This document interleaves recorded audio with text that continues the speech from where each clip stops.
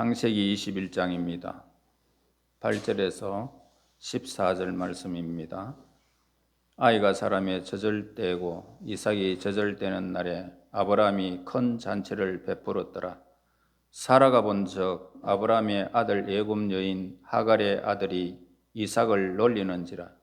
그가 아브라함에게 이르되 이 여종과 그 아들을 내쫓으라. 이 종의 아들은 내 아들 이삭과 함께 기업을 얻지 못하리라 하므로 아브라함이 그의 아들로 말미암아 그 일이 매우 근심이 되었더니 하나님이 아브라함에게 이르시되 네 아이나 네 여종으로 말미암아 근심하지 말고 사라가 네게 이런 말을 다 들으라. 이삭에게서 나는 자라야 네 시라 부를 것임이니라. 그러나 여종의 아들도 네 시니 내가 그로 한 민족을 이루게 하리라 하신지라.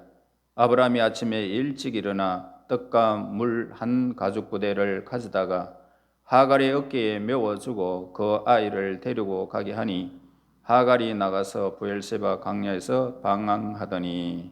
아멘. 우리가 남녀가 자라나서 부부의 연을 맺고 아이를 낳게 되면 첫 번째 아이가 참 생일이 굉장히 중요하게 생각하며 모든 일들을 환영하면서 그 아이를 축하해 주는 모습을 보게 되어집니다. 특히 우리가 옛날에 보면은 유아들의 죽음이 많잖아요. 그렇기 때문에 첫돌이 지나기 전에 안심할 수가 없었던 것입니다. 그래서 태어난 지 1년이 되어지면 이제부터는 이 아이가 제대로 살아나 인간 구실할 수 있겠다라고 생각해서 아주 큰 잔치를 그렇게 베풀고는 했습니다. 그러나 유목민들은 늘 움직이는 생활을 하기 때문에 오늘 첫돌보다는 엄마의 젖을 떼는 일이 아주 중요하게 생각했던 것입니다.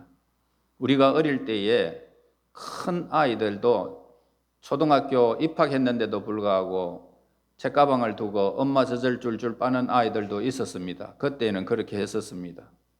그런데 이 유목민도 마찬가지입니다. 그래서 아이가 이 젖을 떼기까지는 사람 취급을 하지 않았다는 것입니다.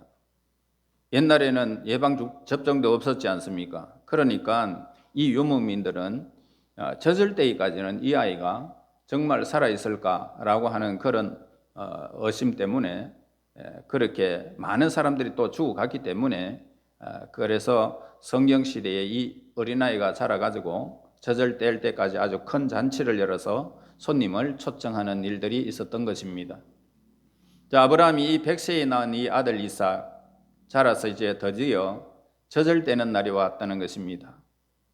요즘 이유식이 많아서 발달했지만은 1살도 되기 전에 젖을 떼는 아이들도 얼마나 많은지 모릅니다. 지금은요.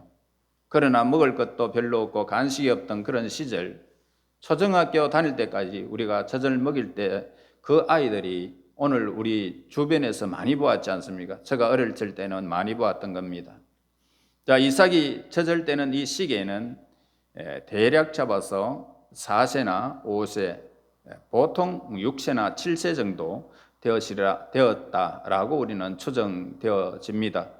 그래서 이삭이 이제 젖을 떼게 되자 아브라함과의 아브라함은 이제 관리에 따라서 아주 큰 잔치를 베풀어서 사람들을 이제 초청했다는 것입니다. 그래서 이삭은 아브라함이 100세나 되었을 때에 낳은 아들이었기 때문에 아무 어려움 없이 편안하게 그 아이가 쑥쑥 자랐던 것을 보게 됩니다. 그러나 이 실상은 그렇지 못했습니다. 이삭은 아들의 지위를 가지고 있었지만은 실제로는 아들이 아니고 이스마엘의 종으로 자라났던 것입니다. 이스마엘은 그때에 청소년기를 거쳐서 이렇게 자꾸 성장하는 위치에 있었기 때문에 언제나 이삭이 그 아이의 종으로 살았던 것입니다. 그런데 바로 이날 사라가 결정적인 장면을 목격하게 되는 것입니다. 사라는 이스마엘의 이삭을 괴롭히는 현장을 목격했다는 것입니다. 그 결과 사라는 정식으로 이삭의 권리를 요구하고 나섰던 것입니다. 이스마엘은 아브라함의 집에서 이제 쫓겨나게 되었다는 사실을 본문에서 기록하고 있습니다. 자, 8절과 9절 보세요. 아이가 사람이 젖을 때고 이삭이 젖을 때는 날에 아브라함이 큰 잔치를 베풀었더라. 사라가 본즉 아브라함의 아들 애굽 여인 하갈의 아들이 이삭을 놀리는지라. 오늘 사라는 이스마엘이 자기 아들 이삭을 회롱하는 것을 보게 되었던 것입니다. 놀렸다, 회롱했다. 여기서 놀렸다는 것은 단순히 장난을 치면서 짓궂게 괴롭히는 것을 의미하지 않는 것입니다. 히브리 단어에서 보면은 메사악이라고 그렇게 기록되어져 있습니다. 이것은 창세기에 몇 군데 사용되고 있는 그런 단어 중에 하나였습니다. 나중에 이삭이 자라서 결혼했을 때에 흉년이 들어서 블레셋 땅으로 가게 되어졌을 때에 그런데 그는 거기에서 자기 아내 리브가를 누이라고 속이게 됩니다. 그래서 사람들은 진짜 누이인 줄 알고 어느 날 누이인 줄 알았지만은 블레셋 왕 아비멜렉이 창문을 내려보다가 이삭이 자기 아내를 껴안았다는 이야기가 나옵니다. 껴안았다. 여기서 껴안다는 것은 사용된 것이 바로 메사학이라는 것입니다. 정확한 의미로는 애무했다 이 말입니다. 애무했더라.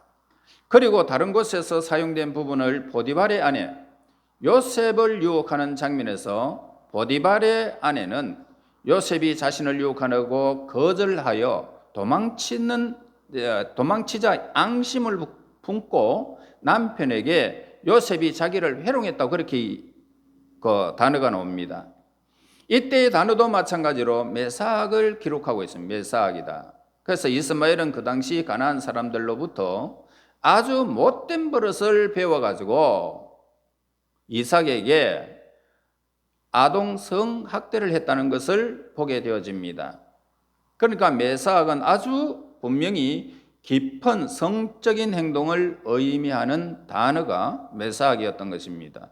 사실 이 성학대는 이스마엘이 이삭에게 준 고통의 일부에 불과했던 것입니다. 아마도 이스마엘은 어린 이삭을 자기 노예처럼 부렸던 것을 우리는 본문에서 우리가 발견하는 단어입니다. 그래서 이삭은 아들이었지만은 전혀 아들답지 않고 그렇게 이스마엘의 종과 같이 부림을 받았던 것을 보게 되어집니다.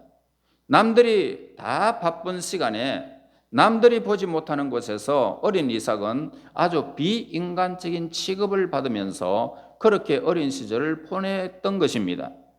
이처럼 이삭에게 이스마엘은 극복할 수 없는 그런 난관이었고 자기 힘으로는 어쩔 수 없는 너무나도 강한 적이었던 것입니다. 힘으로나 기질로나 그 밖의 모든 면에서 볼 때에 이삭과 이스마엘은 전혀 상대가 되지 않았던 그런 어린 시절이었습니다. 그러나 이스마엘이 극복되지 않는 이상 이삭은 어떻습니까? 절대로 그렇게 이삭이 될 수 없죠. 하나님의 유업을 받을 수 있는 선지자의 반열에 들어갈 수가 없었던 것입니다. 성도가 된 오늘 우리, 하나님이 나의 아버지가 되시는 것을 우리는 알고 있습니다. 하나님이 우리의 아버지입니다. 또 예배를 드리는 가운데, 기도하는 가운데 하나님의 아들이 되는 영광스러운 체험도 저와 여러분들이 하고 있습니다. 그러나 실제로는 생활이 어떨까? 우리 실제로도 하나님의 아들과 하나님의 그 권위를 오늘 하나님의 유업을 얻는 자로서 그렇게 실제적으로 오늘 우리의 모든 삶의 권리를 누리고 있느냐는 것입니다. 하나님의 아들답게 그렇게 하나님의 자녀답게 살고 있느냐는 것입니다. 그러나 살지 못할 때가 너무 많다는 것을 우리는 본문을 통해서도 보게 되어집니다. 우리의 삶에서도 보게 되어지고요. 그러니까 매일 나에게 비참한 굴욕감을 안겨주는 그런 이스마엘이 우리 주변에 있다는 것입니다. 나를 괴롭히는 일들이 있다는 거지요. 그래서 이 이스마엘은 직장 상사일 수도 있고요, 혹은 가까운 집안 사람일 수도 있는 것입니다. 이 이스마엘은 대화가 통하지 않는다는 것입니다. 꼼짝 못하고 오늘 우리는 이 사회에서 내가 당한다는 것입니다. 그리고 그 당한 이야기를 창피하기도 하고 또 보복하기도 두려워서 사람들에게 알릴 수 없을 정도로 오늘 우리는 노심초사하며 삶을 살아가게 되는 것입니다.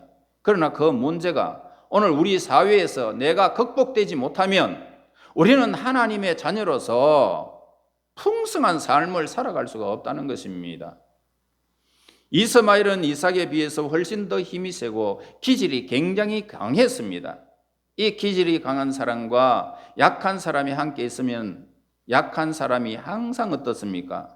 당하게 돼가 있지요. 그러나 더 중요한 것이 있는데요. 이스마엘은요, 하나님을 두려워하지 않는다는 것입니다. 만약 이스마엘이 하나님을 두려워했다면 이삭을 이렇게 대할 수가 없다는 것입니다. 오늘날 이 세상 사람들이 오늘 우리 성도들을 그토록 업신여기는 것이 뭡니까? 물론 가진 것이 없고 가난하기 때문에도 그럴 수도 있고요. 또 그들보다 알지 못하는 것들이 많기 때문에 때로는 집도 없고 여기저기 떠돌아다니니까 아주 우습게 보는 사람들이 많다는 것입니다. 그러나 더 중요한 것은 이 세상 사람들이 하나님을 두려워하지 않기 때문에 하나님의 사람들을 그렇게 괴롭히고 그의 삶의 한 부분으로 그냥 이용하려고 하는 사람들이 많다는 것입니다. 겉으로 보기에는 이삭은요, 이스마엘의 노예인 것 같습니다. 그러나 그 관계가 영원히 지속되지 않았다는 사실을 오늘 우리 본문은 우리에게 보여주고 있지 않습니까? 그러니까 이삭이 자기 권위와 주의를 되찾을 수 있는 이 시기가 왔다는 것입니다. 그 시기가 바로 오늘 젖을 떼는 날에 잔치하는 그 잔치 속에 나타났기 때문입니다. 그날 이삭의 모친 사라는 이삭이 이스마엘에게 성학대를 당하고 있는 이 장면을 우연히 목격한 것입니다. 우연히. 지금까지는 발견하지 못했고 젖을 떼고 잔치하는 날에 우연히 보았다는 것입니다. 자, 10절 보세요. 그가 아브라함에게 이르되 이 여종과 그 아들 내쫓으라. 이 종의 아들은 내 아들 이삭과 함께 기업을 얻지 못하리라 하므로. 자, 우리가 잘못 생각하면은 어머니가 지나친 욕심 때문에 배달한 아들에 대해서 지나친 반응을 하고 있지 않느냐, 이렇게 우리가 생각할 수도 있습니다. 그러나 이것은 이삭이 되찾아야 할 그런 당연한 권리임을 성경에서 기록하고 있는 사실을 보게 되어집니다. 여기서요, 기업이라는 것이 있습니다. 기업이라는 것은 재산 상속권을 말하고 있는 것입니다. 아브라함의 가정은요, 아주 중요한 하나님의 복의 권원이 되셔서 그 모든 복을 가진 그런 가정이지 않습니까? 복이 계속적으로 그 가정을 통해서 아브라함을 통해서 이어가는 그런 가정이었습니다. 이것은 그들이 하나님께 무한히 가까이 나가고 또 하나님께서 그들에게 계속 찾아오셔서 하나님의 말씀을 듣는 특권을 가지고 있는 특별한 선지자의 가정이었던 것입니다. 하나님께 나아가는 그 특권은 어느 누구도 오늘 빼앗을 권리가 없다는 것입니다. 어느 누구도 하나님의 아들이 하나님께 나아가는 그 모든 것들을 빼앗을 수 있는 권리가 없다는 것입니다. 어떤 제도나 조직, 물리적인 힘도 그 하나님의 택한 백성들이 하나님께 나아갈 수 있는 길을 막을 수가 없다는 것입니다. 오늘날에도 우리에게 하나님께 무한히 나아갈 수 있는 그런 축복의 문이 우리에게는 열려 있지 않습니까? 언제나 열려 있습니다. 하나님께로 향하는 이 축복의 문은 저와 여러분들에게, 하나님의 백성들에게 언제나 열려 있는 것이 우리에게 큰 축복인 것입니다. 하나님께서는 이 축복을 어디에 주었습니까? 교회 공동체에 주었던 것입니다. 무한히 하나님께 나아가야 되고 우리 하나님을 찬양하며 하나님께 찾아오셔서 말씀하시는 것은 바로 교회 공동체 주신 하나님의 큰 특권이었던 것입니다. 오늘날 우리들은요, 하나님의 아들임에도 불구하고 이 세상에서 비참하고 굴욕적인 그런 취급을 당할 때가 얼마나 많은지 모릅니다. 이 문제를 스스로 해결할 수 없을 때에 누구에게도 말할 수 없는 그런 비참함을 혼자 느끼게 되는 것을 보게 됩니다. 오늘 예수님께서 우리에게 약속한 것이 뭡니까? 요한복음 10장 10절은 여러분들에게 꼭 필요한 말씀입니다. 양으로 생명을 얻게 하고 더 풍성하게 하려 하는 것이라. 여러분, 우리 예수님은 우리에게 풍성한 삶, 존귀한 삶, 더 많은 하나님의 복을 누리는 삶을 위해서 예수님이 우리에게 오신 것입니다. 그런데 실제로는 우리의 존귀함을 빼앗는 것들이 우리 주변에 너무너무 많다는 것입니다. 그게 뭡니까? 남들보다 가진 것이 적을 수도 있고요. 또 질병일 수도 있고요. 대인관계에서 오는 불리한 그런 위치일 수도 있는 것입니다. 우리에게는 사라 같은 어머니가 있어서 이러한 우리의 문제들을 하나님께 말씀드려 주었으면 얼마나 좋겠습니까? 우리 예수님은 우리의 모든 사정과 형편을 남김없이 다 알고 계시는 분이십니다.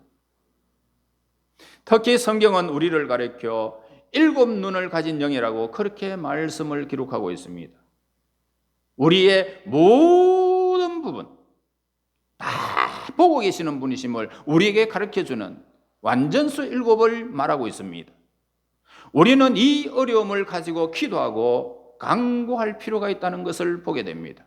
하나님께 간구하여 우리가 마땅히 누려야 할 이 풍성한 삶을 저와 여러분이 되찾아야 된다는 것입니다.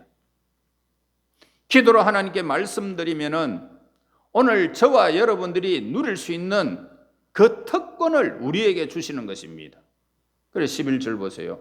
아브라함이 그의 아들로 말미암아 그 일이 매우 근심되었더니, 여기서 그의 아들 이스마엘을 말하고 있지 않습니까?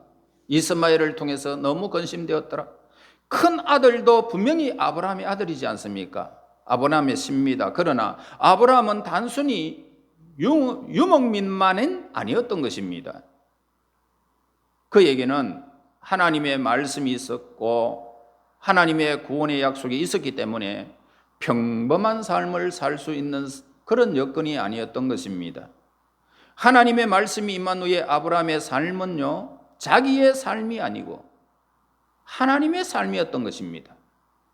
아브라함은 큰아들을 포기할 수가 없었습니다. 그래서 사라의 말을 들었을 때에 오늘 깊이 근심하고 있는 모습을 보게 됩니다. 이스마엘과 이삭이 형과 아우로서 사이좋게 지낼 수는 없을까? 그렇게 고민하게 되었던 것입니다.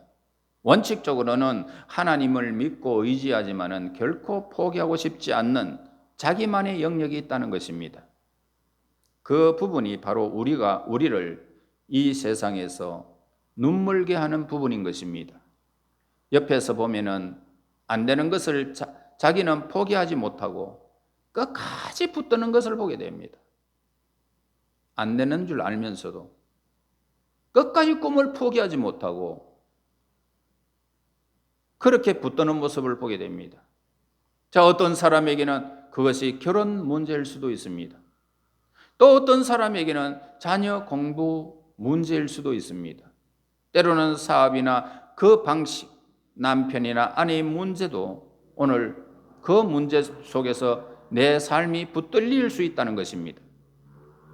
다른 문제는 그렇게 똑똑하고 현명한 사람이 그 포기하지 못하는 문제가 나오기만 하면은 완전히 불신자처럼 하나님을 멀리한 채 그것을 붙드는 일들이 있다는 것입니다. 여러분, 놓아야 됩니다. 그 일을 놓아야 됩니다. 사라는 참으로 하나님의 돕는 배필이었잖아요. 돕는 배필은 서로의 약한 부분을 보완해 주어야 되고 온전히 인격체가 되게 하는 그런 존재가 돕는 배필이지 않습니까? 그것은 성격이나 기질의 문제일 수도 있습니다. 사회적인 약점일 수도 있는 것입니다. 하나님께서는 사라를 도우셔서 아브라함으로 하여금 마지막 고집을 포기하는 모습을 우리에게 보여주는 것입니다. 12절에 기록하고 있습니다. 하나님이 아브라함에게 이르시되 네 아이나 네 여종으로 말미암아 근심하지 말고 사라가 네게 이런 말을 다 들으라. 이삭에게서 나는 자라야 네 시라 부를 것임이니라. 야, 얼마나 하나님이 세심하십니까? 여러분, 하나님께서는 아브라함에게 사라의 말을 다 들으라 그렇게 명령하셨습니다. 적어도 아브라함이 포기하지 못하고 있는 이 이스마엘의 문제에 대해서만큼은 아브라함보다 사라가 훨씬 더 정확하고도 예민한 하나님의 뜻을 알고 있었다는 것을 보게 되어집니다. 사라는 이제 보았지 않습니까? 어떤 부분을 보았습니까? 이스마엘이 얼마나 더럽고 추잡한 방식으로 괴롭히는지를 사라는 보았던 것입니다. 상황이 이런데도 더 참는다면 그것이 사랑이 아니죠. 남편의 아내로부터 신앙적인 조언을 얻는다고 해서 못난 것이 결코 아닙니다. 잘못되면 남편도 아내의 그 조언을 들어야 됩니다. 아내도 마찬가지고요. 하나님께서는 바로 이렇게 하라고 아내를 주신 것입니다. 나의 고집과 이기심 때문에 보지 못하는 문제를 아내는 보고 있고 그 부분이 하나님의 주권이 행사될 수 있도록 하시려고 아내를 허락하신 것입니다. 여러분, 남편을 주신 이유도 똑같습니다. 여자들도 자기 영역이 있습니다. 자기의 세계에서만큼은 절대로 포기하지 못하는 부분들이 아내에게도 다 있는 것입니다. 바로 그 부분을 엎어서 보고 하나님이 그 부분을 찾아오셔서 일할 수 있도록 조언해 주고 바로잡아 주는 것이 신앙 안에 있는 남편의 역할이라는 것입니다. 서로 부부가 일심동체가 되어 하나님의 말씀으로 바로 세워지는 그런 가정이 되어야 한다는 것입니다. 오늘 우리가 한번 생각해 볼 일들이 있습니다. 아브라함처럼 하나님이 주신 것이 아닌데도 완강하게 붙들고 있는 것이 여러분 속에 무엇이 있는지를 살펴보는 문제입니다. 평소에는 그렇게 현명한데 그 문제가 나오기만 하면은 완강히 이성을 잃어버리고 정상적인 그런 분별력을 잃어버리고 그런 어떤 영역이 내 속에 있는가라는 것입니다. 그것은 하나님의 복을 방해하고 있다는 사실을 여러분 인정해야 됩니다. 그것이 우리의 영적으로 아주 미련하게 만들 수밖에 없는 그런 영역이라는 것을 우리는 알아야 하는 것입니다. 자, 14절 보겠습니다. 아브라함이 아침에 일찍 일어나 떡과 물 한 밭 가죽 부대를 가져다가 하갈의 어깨에 메워주고 그 아이를 데리고 가게 하니 하갈이 나가서 부엘세바 광야에서 방황하더니, 자, 아브라함은 처음부터 하나님의 말씀을 다 깨달지 못해도요, 일단 하나님의 뜻을 분명해지면 참 그렇게 결단력이 중요한 것인 줄을 우리에게 가르쳐 주는 것입니다. 이런 신앙, 결단이 굉장히 중요함을 우리에게 가르쳐 주는 신앙을 우리는 여기에서 발견하게 됩니다. 그는 하나님의 뜻이 분명해지게 되면 꼭 아침 일찍 일어나는 모습을 보게 됩니다. 그래서 아침 일찍이 행동으로 바로 옮기는 모습을 보게 되죠. 그는 인정사정도 없이 그 아들과 그 여종을 내쫓아 버립니다. 하나님께서는 아브라함에게 중요한 말씀을 하시는 겁니다. 창세기 21장 12절에 보면은 이삭에게서 나는 자라야 네 씨라 칭할 것이니라. 여기서 중요한 것이 뭡니까? 씨라는 단어입니다. 씨. 인간이 타락함으로 낙원에서 쫓겨난 후에 계속 기다리고 있는 숙제가 하나 있었지 않습니까? 에덴 동산에서 쫓겨나서 죄로 말미암아 허물로 죽은 그 아담과 하와에게 기다리고 있는 숙제가 있었습니다. 그것은 뭡니까? 바로 씨라는 것입니다. 뱀의 머리를 깨버리고 우리에게 하나님의 영광을 회복해 줄 수 있는 그런 씨앗이 누구라고 우리에게 가르쳐 주고 있습니까? 하나님께서는 이삭에게서 날 자라야 그 씨라고 오늘 말씀하고 있습니다. 이 이삭은 그 씨가 이 세상에 오는 통로에 불과했던 것입니다. 아브라함과 이삭은 또 다른 부분을 또 기다려야만 했던 그런 부분입니다. 자, 그분은 바로 우리에게 오신 아브라함의 씨앗으로 다윗의 혈통으로 오신 예수님을 가리키고 있지 않습니까? 이 씨앗, 그가 사단의 권세를 깨뜨려버리고 우리에게 하나님의 영광을 회복해 주실 수 있는 영원한 우리의 생명의 씨앗이었던 것입니다. 여러분, 오늘 이 말씀에서 알 수 있는 것이 뭡니까? 평범한 상식으로는 도저히 아브라함의 생애를 이해할 수가 없다는 것입니다. 하나님의 언약을 모른다면 아브라함의 생애는 인정도 사정도 없는 그런 아주 불합리한 그런 생애다라고 말할 수밖에 없는 비참한 현실을 우리는 보게 되어졌습니다. 이것은 오늘 우리들에게 그대로 적용되어진다는 사실입니다. 우리가 예수님을 아는 순간부터, 믿는 순간부터 우리는 예수님이 내 안에 계시고 내가 예수님 안에 계시기 때문에 우리는 나의 삶이 아니라 예수님의 삶이라는 것을 우리에게 가르쳐주고 있습니다. 내 삶이 아니라 하나님의 삶이라는 것입니다.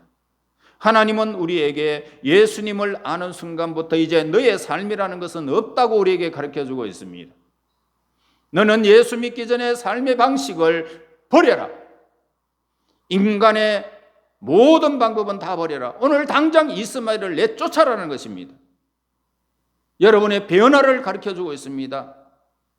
내가 우선되었던 일들은 버려라는 것입니다. 하나님이 우선되라는 것입니다. 말씀을 쫓아 살아라는 것입니다. 예수님 안에서 살아라는 것입니다. 13절 보세요. 13절에서 이스마엘도 한민족이 될 것이라고 말합니다. 이스마엘에 대해서도 생각이 있으니까 거기에 대해서 염려하지 말라고 그렇게 말씀하고 있습니다. 이 세상에 하나님을 모르는 많은 사람들이 있습니다. 복음을 듣지 못하고 죽는 수많은 사람들의 문제가 있는데 우리가 걱정할 문제가 아니다는 그런 뜻입니다. 복음을 안에 죽든 복음 밖에서 죽든 자기가 하나님을 섬기고 죽든 그렇게 하지 않고 이 세상에서 즐거움으로 그렇게 살아가든 그것이 우리의 문제가 아니라 인간의 문제가 아니라는 것입니다. 그들에게는 그들의 길이 있고 그들의 삶이 있고 그들의 최후가 있다는 것을 오늘 성경에서 우리에게 가르쳐주는 부분입니다. 우리는 문제를 다 알 수가 없습니다. 하나님의 뜻을 우리가 어찌 다 알 수가 있겠습니까? 하나님의 영원한 작정이 드러날 때까지 풀리지 않는 의문도 오늘 우리에게는 있는 것입니다. 그러나 이것이 오늘 당장 내가 하나님께 순종해야 할 일에 순종하지 않을 이유가 전혀 되지 못한다는 것입니다.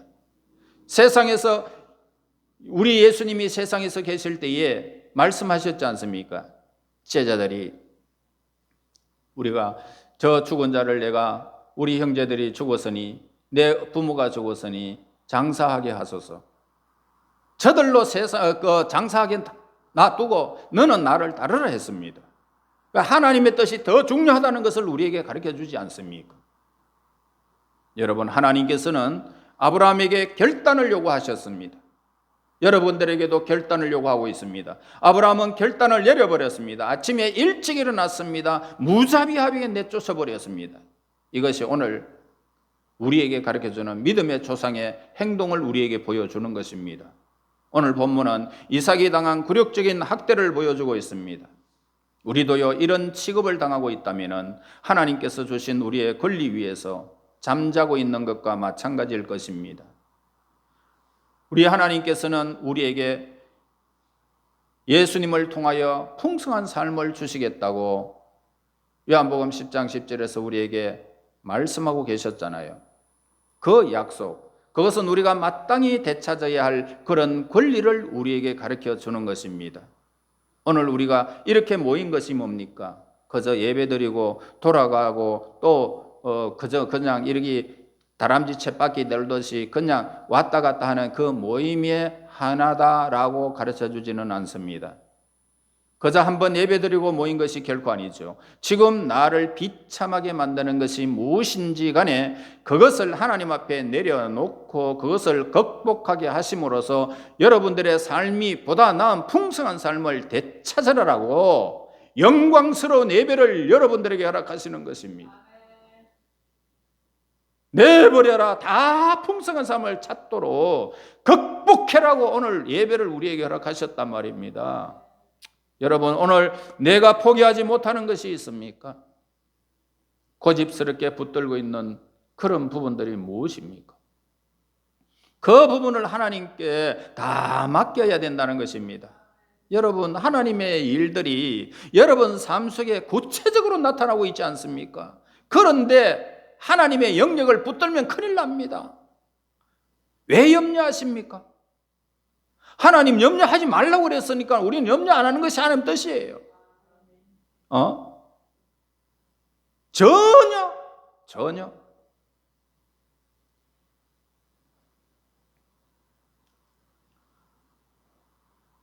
다원이가 조금 늦게 오면은 맨날 내 마음속에 걱정이 있다고 우리 집 사람이 그렇게 염려를 하더라고요. 그래서 내가 아침에 말했습니다. 하나님의 영역을 침범하지 말라. 그는 하나님의 딸이니 하나님이 책임져 주실 것이다. 염려하지. 그것은 하나님의 영역이다. 우리의 영역이 아니에요. 자녀들도 하나님의 영역이에요. 하나님이 그의 길을 인도하신데 기가 막히게 인도하신다고요. 왜 믿음이 없습니까? 자녀들을 놓아주세요. 이렇게 하라 저렇게 하라 이야기할 필요가 없습니다. 어릴 때 바로만 딱 가도록 해놔놓으면 그 자녀는 분명히 가는 거예요. 자기 길을. 왜? 하나님이 그렇게 인도하신다고요. 막 우리의 삶에 보기에는 그가 막 삐뚤어진 것 같고 뭐 그렇지만 전혀 그렇지 않습니다. 그 길을 가면서 엎어지고 자빠지고 해도 하나님은 그 길을 인도하신다고. 그 하나님의 백성들의 길이 그렇단 말입니다. 요셉의 길을 여러분 보았지 않습니까? 하나님은 그렇게 인도하셔요. 자녀들 때문에 노심초사하지 마세요. 자녀들의 길은 하나님이 인정하시는 길로 인도하시고 정말 아름다운 길을 걷게 하실 것입니다. 여러분, 그것이 믿음이에요. 포기하지 마. 여러분들의 그 모든 염려를 다 포기해버리세요. 하나님께 다 맡겨버립니다. 오늘 하나님께서 우리에게 여기에 모이신 것이 뭡니까? 하나님의 약속하신 이삭의 특권을 되찾게 하려고 저와 여러분을 이렇게 모이게 하신 것입니다. 하나님께서 우리에게 주고자 하시는 그 신령한 은혜를 우리는 되찾아야 할 것입니다. 우리는 하나님께 무한히 나갈 수 있어야 합니다. 무한히 나가야 됩니다. 우리에게는 우리의 언어로서 기도하고 우리의 언어로서 찬양하고 우리의 언어로서 하나님의 말씀을 듣는 이 특권이 저와 여러분들에게 주어졌지 않습니까?